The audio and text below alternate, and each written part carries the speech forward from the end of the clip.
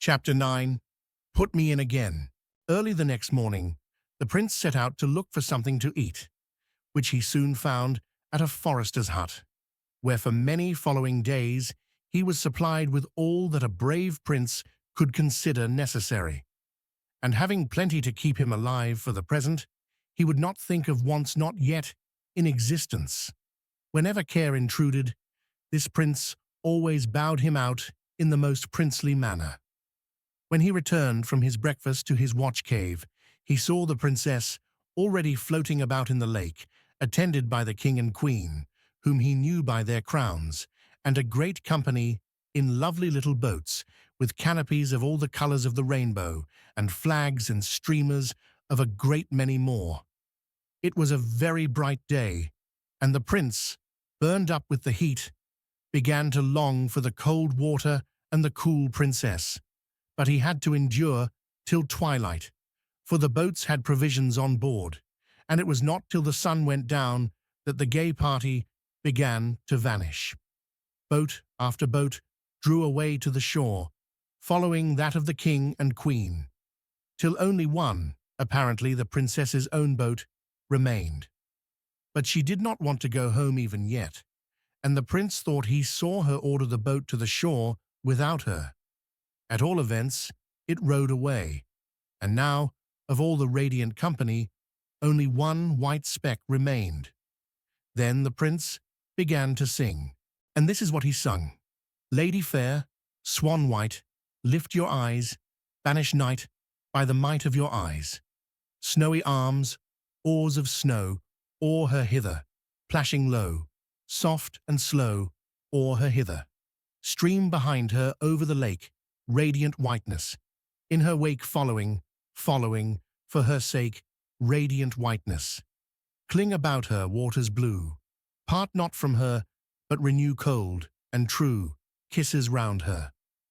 Lap me round, waters sad, that have left her make me glad, for you had kissed her, then you left her. Before he had finished his song, the princess was just under the place where he sat, and looking up to find him. Her ears had led her truly. "Would you like a fall, princess?" said the prince, looking down. "Ah, there you are. Yes, if you please, prince," said the princess, looking up. "How do you know I am a prince, princess?" said the prince. "Because you are a very nice young man, prince," said the princess. "Come up then, princess. Fetch me, prince." The prince took off his scarf, then his sword belt, then his tunic, and tied them all together, and let them down. But the line was far too short. He unwound his turban, and added it to the rest, when it was all but long enough, and his purse completed it. The princess just managed to lay hold of the knot of money, and was beside him in a moment. This rock was much higher than the other, and the splash and the dive were tremendous. The princess was in ecstasies of delight, and their swim was delicious. Night after night they met, and swam about in the dark, clear lake, where such was the prince's gladness that, whether the princess's way of looking at things infected him, or he was actually getting light-headed, he often fancied that he was swimming in the sky instead of the lake. But when he talked about being in heaven, the princess laughed at him dreadfully. When the moon came, she brought them fresh pleasure. Everything looked strange and new in her light, with an old, withered, yet unfading newness. When the moon was nearly full, one of their great delights was to dive deep in the water, and then, turning round, look up through it at the great blot of light close above them, shimmering and trembling and wavering, spreading and contracting, seeming to melt away, and again grow solid. Then they would shoot up through the blot, and lo, there was the moon, far off, clear and steady and cold, and very lovely, at the bottom of a deeper and bluer lake than theirs. As the princess said, the prince soon found out that while in the water, the princess was very like other people, and besides this, she was not so forward in her questions, or pert in her replies at sea as on shore. Neither did she laugh so much, and when she did laugh, it was more gently. She seemed altogether more modest and maidenly in the water than out of it. But when the prince, who had really fallen in love when he fell in the lake, began to talk to her about love, she always turned her head towards him and laughed. After a while, she began to look puzzled, as if she were trying to understand what he meant, but could not, revealing a notion that he meant something. But as soon as ever she left the lake, she was so altered that the prince said to himself, "If I marry her, I see no help for it. We must turn merman and mermaid and go out to sea at once." Chapter 10. Look at the Moon. Early the next morning, the prince set out to look for something to eat, which he soon found at a forester's hut, where for many following days he was supplied with all that a brave prince could consider necessary. And having plenty to keep him alive for the present, he would not think of wants not yet in existence. Whenever care intruded, this prince always bowed him out in the most princely manner. When he returned from his breakfast to his watch cave, he saw the princess already floating about in the lake, attended by the king and queen, whom he knew by their crowns, and a great company in lovely little boats, with canopies of all the colors of the rainbow, and flags and streamers of a great many more. It was a very bright day, and the prince, burned up with the heat, began to long for the cold water and the cool princess. But he had to endure till twilight, for the boats had provisions on board, and it was not till the sun went down that the gay party began to vanish. Boat after boat drew away to the shore, following that of the king and queen, till only one, apparently the princess's own boat, remained. But she did not want to go home even yet, and the prince thought he saw her order the boat to the shore without her. At all events, it rowed away, and now, of all the radiant company, only one white speck remained. Then the prince began to sing, and this is what he sung. "Lady fair, swan white, lift your eyes, banish night by the might of your eyes. Snowy arms, oars of snow, oar her hither, plashing low, soft and slow, oar her hither. Stream behind her over the lake, radiant whiteness, in her wake following, following, for her sake, radiant whiteness. Cling about her, waters blue, part not from her, but renew cold and true kisses round her. Lap me round, waters sad, that have left her make me glad, for you had kissed her, then you left her." Before he had finished his song, the princess was just under the place where he sat, and looking up to find him. Her ears had led her truly. "Would you like a fall, princess?" said the prince, looking down. "Ah, there you are. Yes, if you please, prince," said the princess, looking up. "How do you know I am a prince, princess?" said the prince. "Because you are a very nice young man, prince," said the princess. "Come up then, princess. Fetch me, prince." The prince took off his scarf, then his sword belt, then his tunic, and tied them all together, and let them down.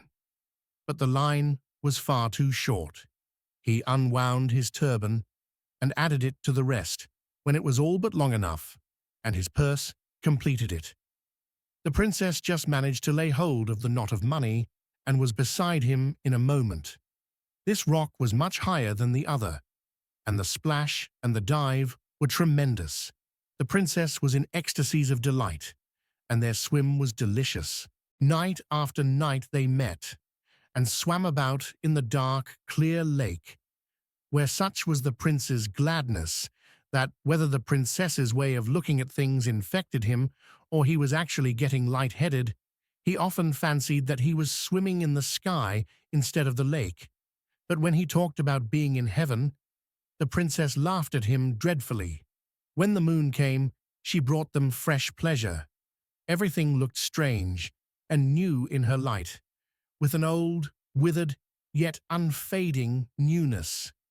When the moon was nearly full, one of their great delights was to dive deep in the water and then, turning round, look up through it at the great blot of light close above them, shimmering and trembling and wavering, spreading and contracting, seeming to melt away and again grow solid. Then they would shoot up through the blot, and lo, there was the moon, far off, clear and steady and cold, and very lovely, at the bottom of a deeper and bluer lake than theirs, as the princess said. The prince soon found out that while in the water, the princess was very like other people, and besides this, she was not so forward in her questions or pert in her replies at sea as on shore. Neither did she laugh so much, and when she did laugh, it was more gently. She seemed altogether more modest and maidenly in the water than out of it. But when the prince, who had really fallen in love when he fell in the lake, began to talk to her about love, she always turned her head towards him and laughed.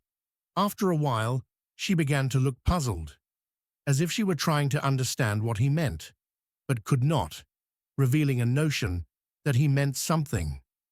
But as soon as ever she left the lake, she was so altered that the prince said to himself, "If I marry her, I see no help for it.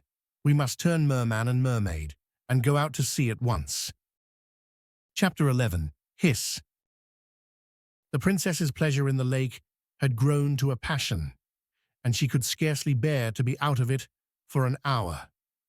Imagine then her consternation, when, diving with the prince one night, a sudden suspicion seized her that the lake was not so deep as it used to be. The prince could not imagine what had happened. She shot to the surface and without a word swam at full speed towards the higher side of the lake. He followed, begging to know if she was ill or what was the matter. She never turned her head or took the smallest notice of his question. Arrived at the shore, she coasted the rocks with minute inspection. But she was not able to come to a conclusion, for the moon was very small, and so she could not see well. She turned, therefore, and swam home, without saying a word, to explain her conduct to the prince, of whose presence she seemed no longer conscious. He withdrew to his cave, in great perplexity and distress. Next day, she made many observations, which, alas, strengthened her fears. She saw that the banks were too dry, and that the grass on the shore and the trailing plants on the rocks were withering away. She caused marks to be made along the borders, and examined them day after day in all directions of the wind, till at last the horrible idea became a certain fact, that the surface of the lake was slowly sinking. The poor princess nearly went out of the little mind she had. It was awful to her to see the lake, which she loved more than any living thing, lie dying before her eyes. It sank away, slowly vanishing. The tops of rocks that had never been seen till now began to appear far down in the clear water. Before long they were dry in the sun. It was fearful to think of the mud that would soon lie there, baking and festering, full of lovely creatures dying, and ugly creatures coming to life, like the unmaking of a world. And how hot the sun would be without any lake. She could not bear to swim in it any more, and began to pine away. Her life seemed bound up with it, and ever as the lake sank, she pined. People said she would not live an hour after the lake was gone, but she never cried. Proclamation was made to all the kingdom that whosoever should discover the cause of the lake's decrease would be rewarded after a princely fashion. Humdrum and Copykeck applied themselves to their physics and metaphysics, but in vain. Not even they could suggest a cause. Now the fact was that the old princess was at the root of the mischief. When she heard that her niece found more pleasure in the water than anyone else had out of it, she went into a rage and cursed herself for her want of foresight. "But," said she, "I will soon set all right. The king and the people shall die of thirst. Their brains shall boil and frizzle in their skulls before I will lose my revenge." And she laughed a ferocious laugh that made the hairs on the back of her black cat stand erect with terror. Then she went to an old chest in the room, and opening it, took out what looked like a piece of dried seaweed.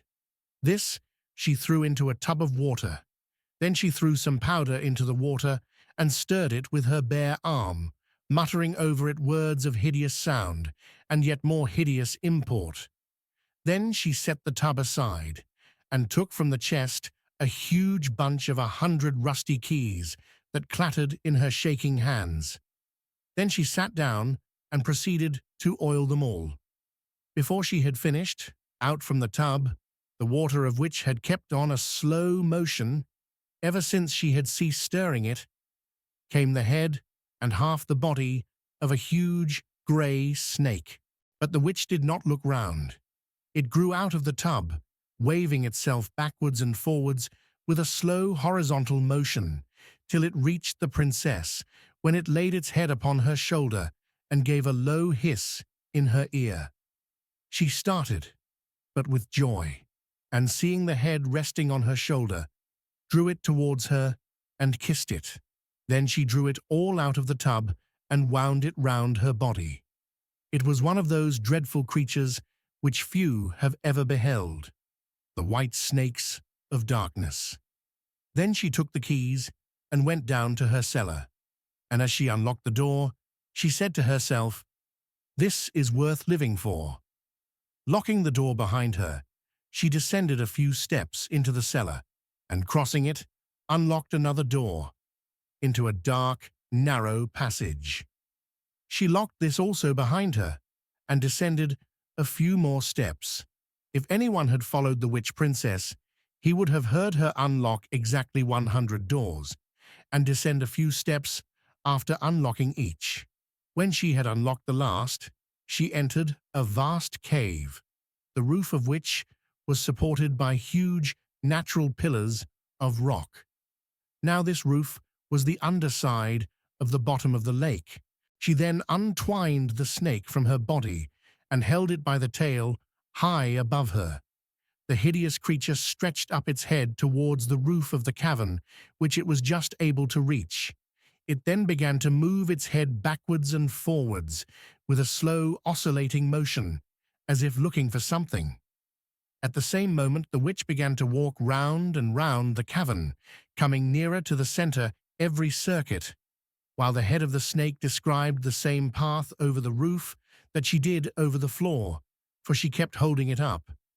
And still it kept slowly osculating. Round and round the cavern they went, ever lessening the circuit, till at last the snake made a sudden dart and clung to the roof with its mouth. "That's right, my beauty," cried the princess. "Drain it dry." She let it go, left it hanging, and sat down on a great stone, with her black cat, which had followed her all round the cave, by her side. Then she began to knit and mutter awful words. The snake hung like a huge leech, sucking at the stone. The cat stood with his back arched, and his tail like a piece of cable, looking up at the snake, and the old woman sat and knitted and muttered. 7 days and 7 nights they remained thus, when suddenly the serpent dropped from the roof as if exhausted, and shriveled up till it was again like a piece of dried seaweed. The witch started to her feet, picked it up, put it in her pocket, and looked up at the roof. One drop of water was trembling on the spot where the snake had been sucking. As soon as she saw that, she turned and fled, followed by her cat. Shutting the door in a terrible hurry, she locked it, and having muttered some frightful words, sped to the next, which also she locked and muttered over, and so with all the 100 doors, till she arrived in her own cellar. Then she sat down on the floor, ready to faint, but listening with malicious delight to the rushing of the water, which she could hear distinctly through all the 100 doors. But this was not enough. Now that she had tasted revenge, she lost her patience. Without further measures, the lake would be too long in disappearing. So the next night, with the last shred of the dying old moon rising, she took some of the water in which she had revived the snake, put it in a bottle, and set out, accompanied by her cat. Before morning, she had made the entire circuit of the lake, muttering fearful words as she crossed every stream, and casting into it some of the water out of her bottle. When she had finished the circuit, she muttered yet again, and flung a handful of water towards the moon. Thereupon, every spring in the country ceased to throb and bubble, dying away like the pulse of a dying man. The next day there was no sound of falling water to be heard along the borders of the lake. The very courses were dry, and the mountains showed no silvery streaks down their dark sides. And not alone had the fountains of Mother Earth ceased to flow, for all the babies throughout the country were crying dreadfully, only without tears. Chapter 12. Where is the Prince? Never since the night when the princess left him so abruptly had the prince had a single interview with her. He had seen her once or twice in the lake, but as far as he could discover, she had not been in it any more at night. He had sat and sung, and looked in vain for his Nereid, while she, like a true Nereid, was wasting away with her lake, sinking as it sank, withering as it dried. When at length he discovered the change that was taking place in the level of the water, he was in great alarm and perplexity. He could not tell whether the lake was dying because the lady had forsaken it, or whether the lady would not come because the lake had begun to sink. But he resolved to know so much at least. He disguised himself, and going to the palace, requested to see the Lord Chamberlain. His appearance at once gained his request, and the Lord Chamberlain, being a man of some insight, perceived that there was more in the prince's solicitation than met the ear.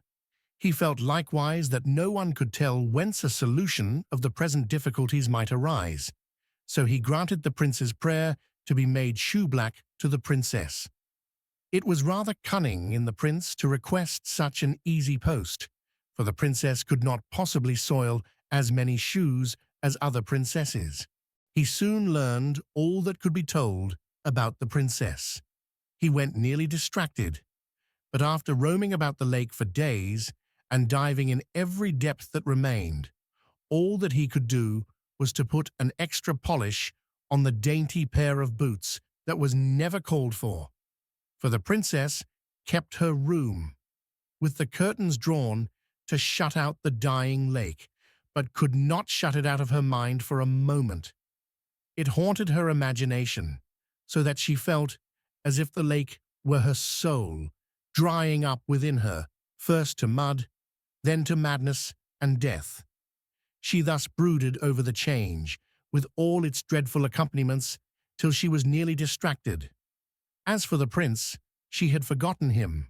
However much she had enjoyed his company in the water, she did not care for him without it, but she seemed to have forgotten her father and mother too. The lake went on sinking. Small, slimy spots began to appear, which glittered steadily amidst the changeful shine of the water. These grew to broad patches of mud, which widened and spread, with rocks here and there, and floundering fishes and crawling eels swarming. The people went everywhere catching these, and looking for anything that might have dropped from the royal boats. At length, the lake was all but gone, only a few of the deepest pools remaining unexhausted. It happened one day that a party of youngsters found themselves on the brink of one of these pools, in the very center of the lake. It was a rocky basin of considerable depth. Looking in, they saw at the bottom something that shone yellow in the sun. A little boy jumped in and dived for it.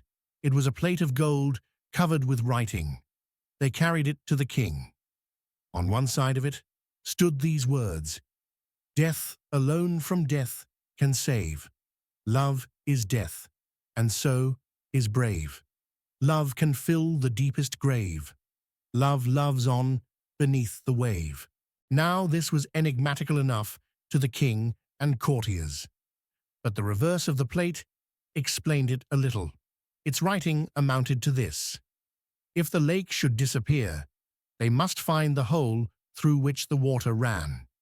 But it would be useless to try to stop it by any ordinary means. There was but one effectual mode. The body of a living man could alone staunch the flow. The man must give himself of his own will, and the lake must take his life as it filled. Otherwise, the offering would be of no avail.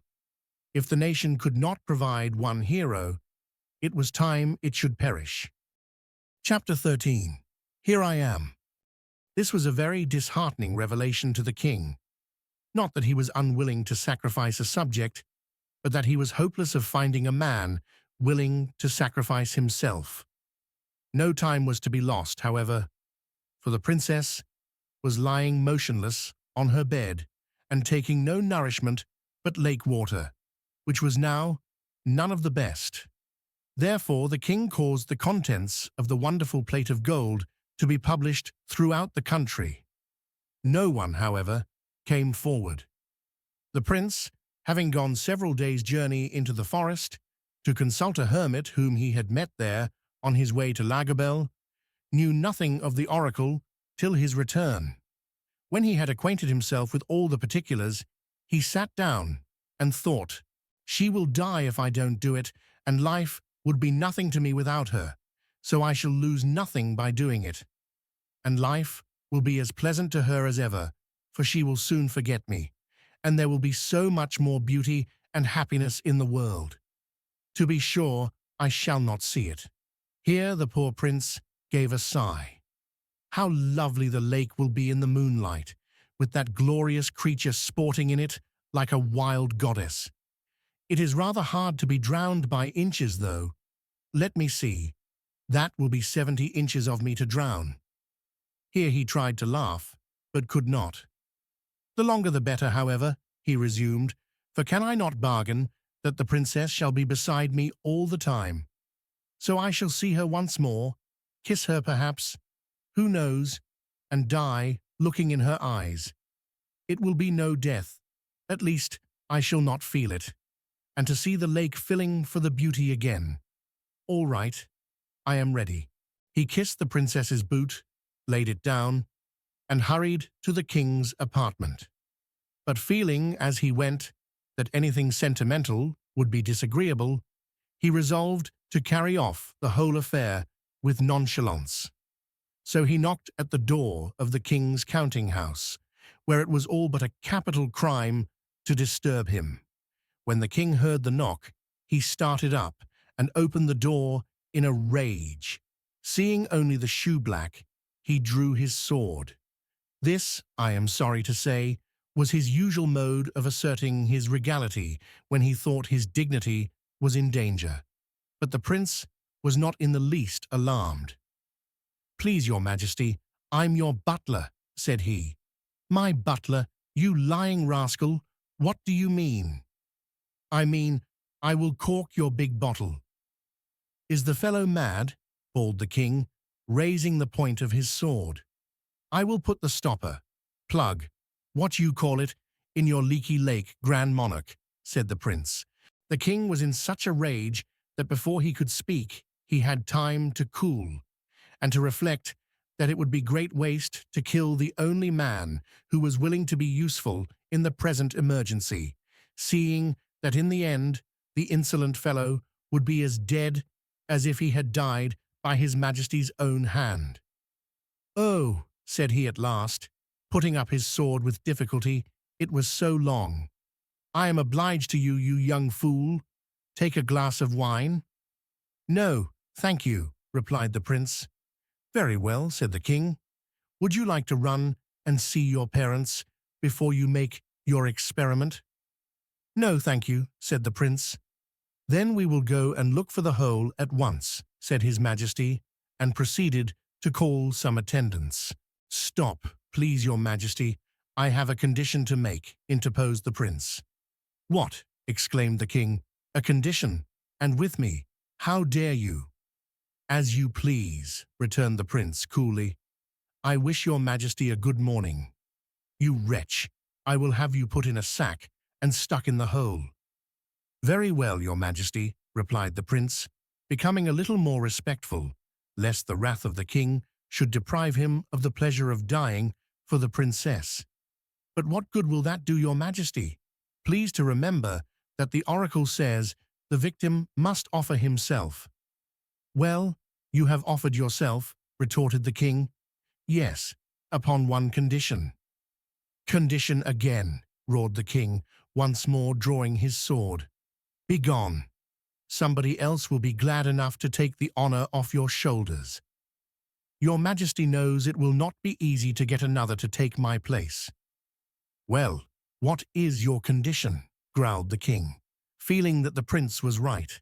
Only this, replied the prince, that, as I must on no account die before I am fairly drowned, and the waiting will be rather wearisome, the princess, your daughter, shall go with me, feed me with her own hands, and look at me now and then to comfort me, for you must confess it is rather hard.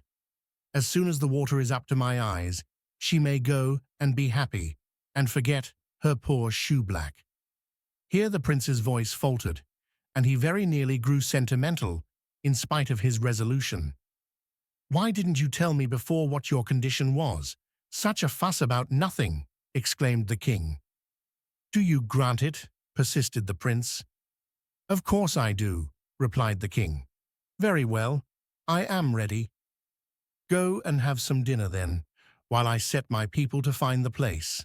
The king ordered out his guards and gave directions to the officers to find the hole in the lake at once. So the bed of the lake was marked out in divisions and thoroughly examined, and in an hour or so the hole was discovered. It was in the middle of a stone, near the center of the lake, in the very pool where the golden plate had been found. It was a three-cornered hole of no great size. There was water all round the stone, but very little was flowing through the hole. Chapter 14. This is very kind of you. The prince went to dress for the occasion, for he was resolved to die like a prince. When the princess heard that a man had offered to die for her, she was so transported that she jumped off the bed, feeble as she was, and danced about the room for joy. She did not care who the man was. That was nothing to her. The hole wanted stopping. And if only a man would do, why, take one. In an hour or two more, everything was ready. Her maid dressed her in haste, and they carried her to the side of the lake. When she saw it, she shrieked and covered her face with her hands. They bore her across to the stone, where they had already placed a little boat for her. The water was not deep enough to float in, but they hoped it would be before long. They laid her on cushions, placed in the boat wines and fruits and other nice things, and stretched a canopy over all. In a few minutes, the prince appeared. The princess recognized him at once, but did not think it worth while to acknowledge him. "Here I am," said the prince. "Put me in." "They told me it was a shoeblack," said the princess. "So I am," said the prince. "I blacked your little boots 3 times a day, because they were all I could get of you. Put me in." The courtiers did not resent his bluntness, except by saying to each other that he was taking it out in impudence. But how was he to be put in? The golden plate contained no instructions on this point. The prince looked at the hole and saw but one way. He put both his legs into it, sitting on the stone, and stooping forward, covered the corner that remained open with his 2 hands. In this uncomfortable position, he resolved to abide his fate, and turning to the people, said, "Now you can go." The king had already gone home to dinner. "Now you can go," repeated the princess after him, like a parrot. The people obeyed her and went. Presently, a little wave flowed over the stone and wetted one of the prince's knees. But he did not mind it much. He began to sing, and the song he sang was this: As a world that has no well, darkly bright in forest dell, as a world without the gleam of the downward-going stream, as a world without the glance of the ocean's fair expanse, as a world where never rain glittered on the sunny plain, such my heart, your world would be, if no love did flow in thee, as a world without the sound of the rivulets underground, or the bubbling of the spring out of darkness wandering, or the mighty rush and flowing of the rivers downward going, or the music showers that drop on the outspread beach's top, or the ocean's mighty voice when his lifted waves rejoice. Such, my soul, your world would be, if no love did sing in thee. Lady, keep your world's delight, keep the waters in your sight. Love has made me strong to go, for your sake, to realms below, where the waters shine and hum, through the darkness never come. Let, I pray, one thought of me spring, a little well, in thee, lest your loveless soul be found like a dry and thirsty ground. Sing again, prince.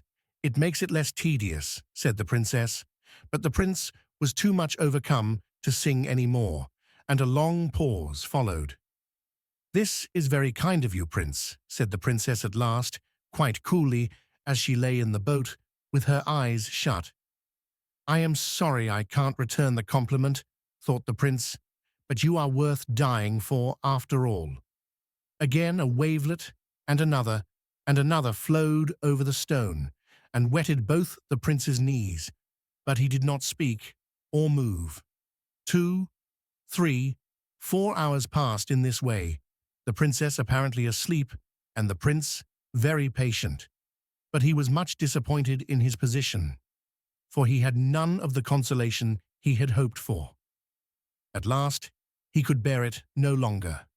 Princess, said he, but at the moment up started the princess crying, I'm afloat, I'm afloat. And the little boat bumped against the stone. Princess, repeated the prince, encouraged by seeing her wide awake and looking eagerly at the water. Well, said she, without looking round, your papa promised that you should look at me, and you haven't looked at me once. Did he?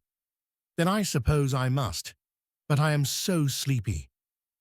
Sleep then, darling, and don't mind me, said the poor prince. Really, you are very good, replied the princess. I think I will go to sleep again. Just give me a glass of wine and a biscuit first, said the prince, very humbly. With all my heart, said the princess, and yawned as she said it. She got the wine and the biscuit, however, and leaning over the side of the boat towards him, was compelled to look at him. Why, prince, she said, you don't look well. Are you sure you don't mind it? Not a bit, answered he, feeling very faint indeed.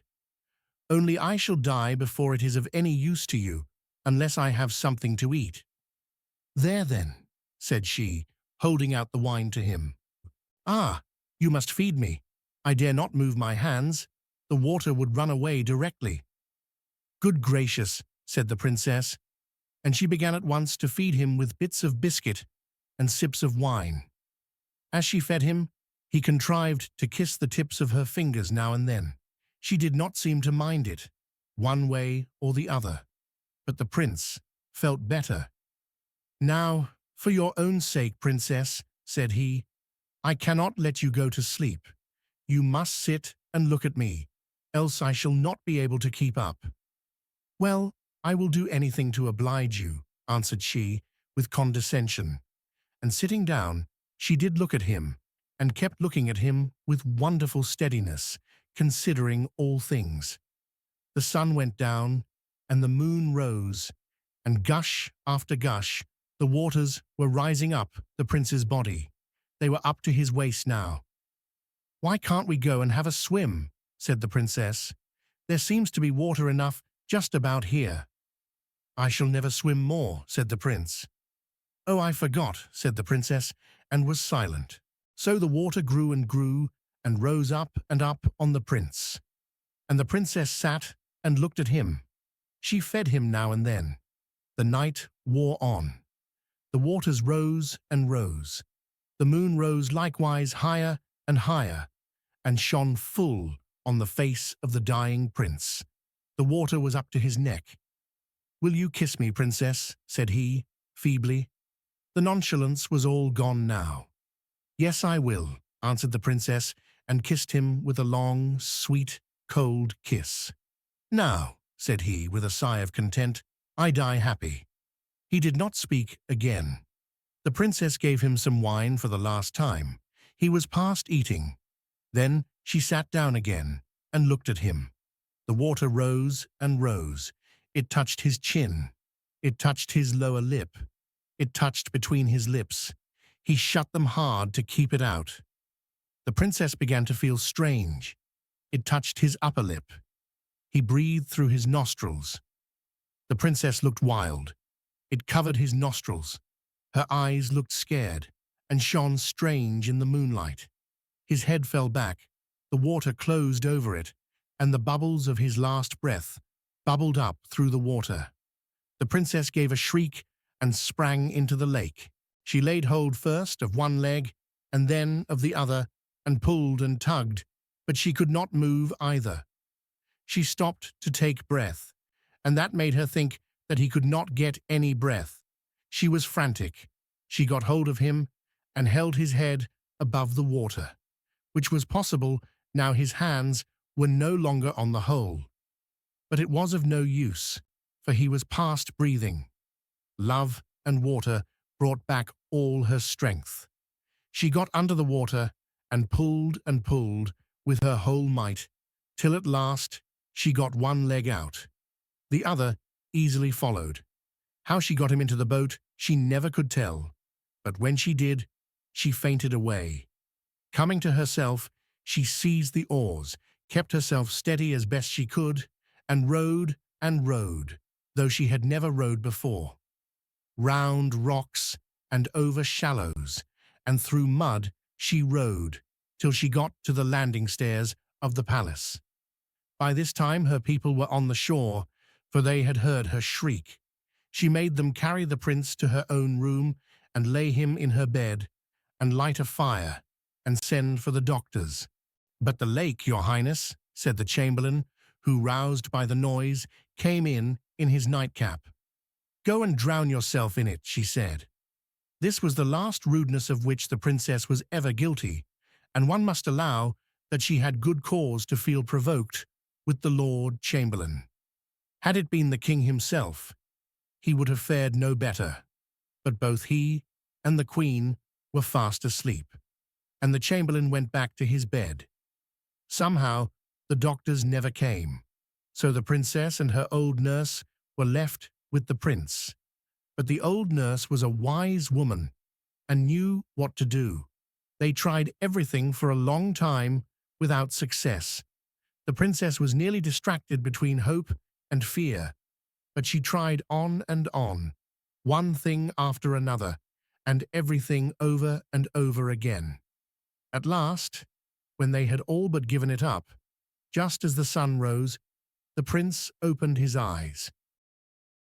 Chapter 15. Look at the rain. The princess burst into a passion of tears and fell on the floor. There she lay for an hour, and her tears never ceased. All the pent-up crying of her life was spent now, and a rain came on, such as had never been seen in that country. The sun shone all the time, and the great drops, which fell straight to the earth, shone likewise. The palace was in the heart of a rainbow. It was a rain of rubies and sapphires and emeralds and topazes. The torrents poured from the mountains like molten gold, and if it had not been for its subterraneous outlet, the lake would have overflowed and inundated the country. It was full from shore to shore. But the princess did not heed the lake. She lay on the floor and wept. and this rain within doors was far more wonderful than the rain out of doors. For when it abated a little, and she proceeded to rise, she found, to her astonishment, that she could not. At length, after many efforts, she succeeded in getting upon her feet. But she tumbled down again directly. Hearing her fall, her old nurse uttered a yell of delight and ran to her, screaming, "My darling child, she's found her gravity." "Oh, that's it, is it?" said the princess, rubbing her shoulder and her knee alternately. "I consider it very unpleasant. I feel as if I should be crushed to pieces." "Hurrah!" cried the prince from the bed. "If you've come round, princess, so have I. How's the lake?" "Brimful," answered the nurse. "Then we're all happy." "That we are indeed," answered the princess, sobbing. And there was rejoicing all over the country that rainy day. Even the babies forgot their past troubles and danced and crowed amazingly. And the king told stories, and the queen listened to them. And he divided the money in his box, and she the honey in her pot, among all the children. And there was such jubilation as was never heard of before. Of course, the prince and princess were betrothed at once, but the princess had to learn to walk before they could be married with any propriety, and this was not so easy at her time of life, for she could walk no more than a baby. She was always falling down and hurting herself. "Is this the gravity you used to make so much of?" said she one day to the prince, as he raised her from the floor. "For my part, I was a great deal more comfortable without it." "No, no, that's not it. This is it," replied the prince, as he took her up and carried her about like a baby, kissing her all the time. "This is gravity." "That's better," said she. "I don't mind that so much." And she smiled the sweetest, loveliest smile in the prince's face. And she gave him one little kiss in return for all his, and he thought them overpaid, for he was beside himself with delight. I fear she complained of her gravity more than once after this, notwithstanding. It was a long time before she got reconciled to walking, but the pain of learning it was quite counterbalanced by two things, either of which would have been sufficient consolation. The first was that the prince himself was her teacher, and the second, that she could tumble into the lake as often as she pleased. Still, she preferred to have the prince jump in with her, and the splash they made before was nothing to the splash they made now. The lake never sank again. In process of time, it wore the roof of the cavern quite through, and was twice as deep as before. The only revenge the princess took upon her aunt was to tread pretty hard on her gouty toe the next time she saw her. But she was sorry for it the very next day, when she heard that the water had undermined her house, and that it had fallen in the night, burying her in its ruins, whence no one ever ventured to dig up her body. There she lies to this day. So the prince and princess lived and were happy, and had crowns of gold, and clothes of cloth, and shoes of leather, and children of boys and girls, not one of whom was ever known, on the most critical occasion, to lose the smallest atom of his or her due proportion of gravity,